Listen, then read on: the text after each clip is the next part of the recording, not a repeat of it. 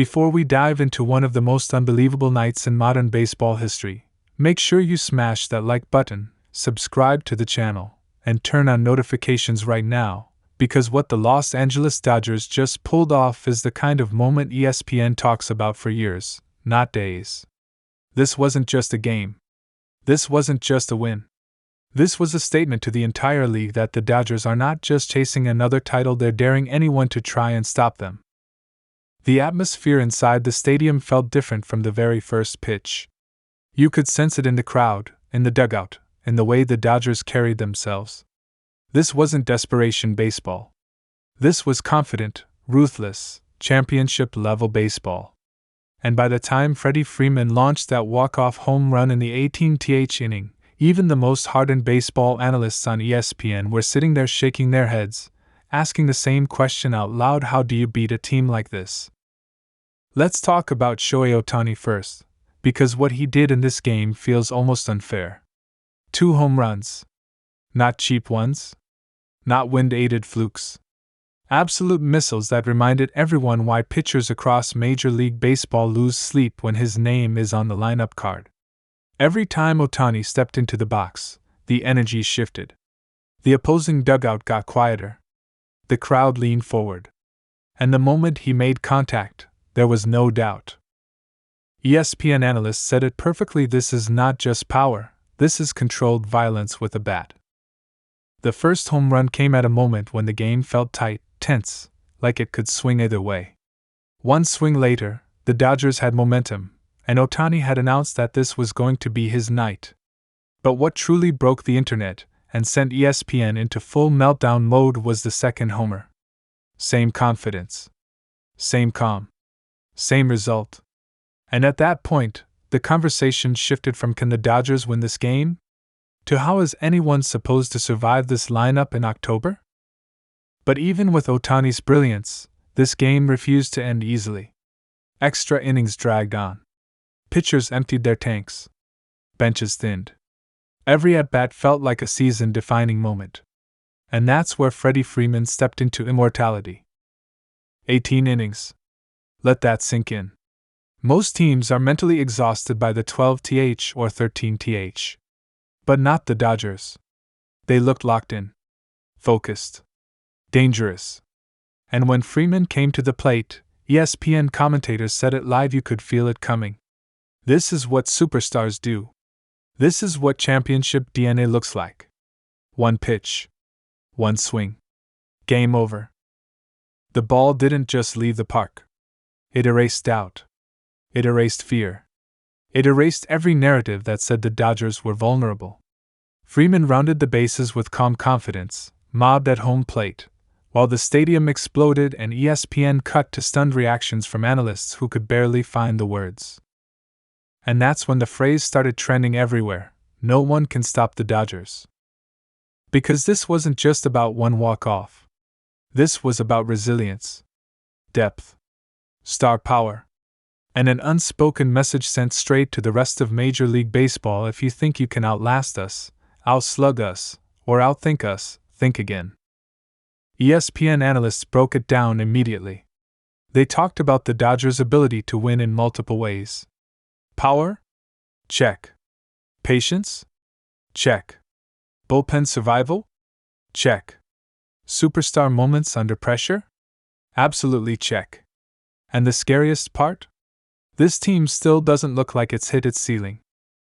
Shohei Ohtani is playing loose, confident, and terrifying. Freddie Freeman looks like a man possessed in clutch moments. The lineup doesn't give pitchers a break. And the mentality of this team screams October baseball and April energy. One ESPN analyst said something that perfectly summed it up: this doesn't feel like a team chasing a championship. This feels like a team that expects one. And expectations change everything.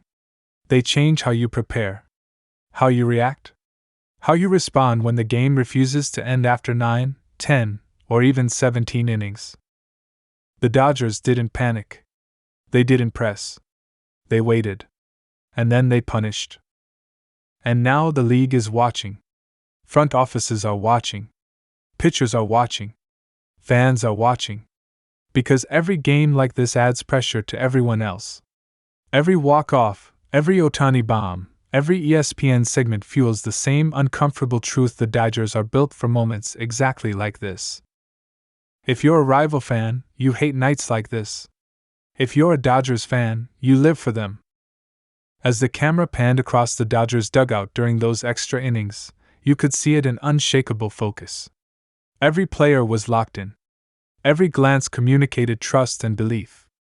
This wasn't just talent, this was preparation meeting destiny.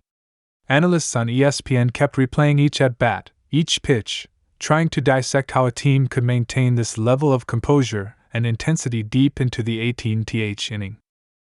And every replay told the same story: resilience, patience, and a relentless refusal to lose. Let's talk about the bullpen for a second, because in a marathon game like this, pitching depth is the invisible weapon. Dodgers relievers entered knowing the pressure was astronomical. The opposing hitters were swinging not just for base hits, but for survival. And yet, the Dodgers' arms stood firm. Strikeouts, weak grounders, pop-ups, all signs of a team fully in command. ESPN commentators repeatedly emphasized that this is exactly the kind of pitching performance that separates good teams from dynasty contenders.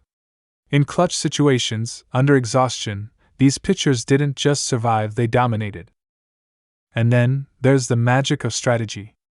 Every manager in baseball dreams of calling moves that turn games into highlights, but few can execute it like the Dodgers did tonight. Every substitution, every pitching change, every sign from the dugout was calculated to perfection. You could see the thought process unfolding live, and analysts on ESPN kept highlighting it. "This is chess, not checkers," one announcer said. And in baseball, chess games like this are rare, and when you win them, history notices. By the 15th inning, fatigue was obvious for both sides. Yet, the Dodgers didn't waver. Ohtani, having already gone deep twice, remained dangerous at the plate. Freeman, a paragon of calm and chaos, was watching, waiting, studying the pitchers like a grandmaster preparing his final move. The tension in the stadium was palpable. You could hear it even through the broadcast feed. Every fan leaned forward, every pitch felt like a dagger, every foul ball was heartbreak or hope in slow motion. And the analysts could hardly contain themselves. They kept repeating the same thing, almost in disbelief: "This is why we love baseball. This is why we watch moments like this." And then came the 18th inning moment of truth. Freeman steps up to the plate. Silence. Not the silence of emptiness, but the charged, electric silence where destiny hangs in the balance. The pitcher throws. Freeman swings. The crack of the bat echoes through the stadium and through living rooms across America. ESPN cuts to the commentators, and you can almost hear the disbelief in their voices. He did it. He actually did it. The ball rockets into the outfield, clearing the fence. Walk-off home run. Game over. Legendary moment. And the scariest part? This season is just getting started.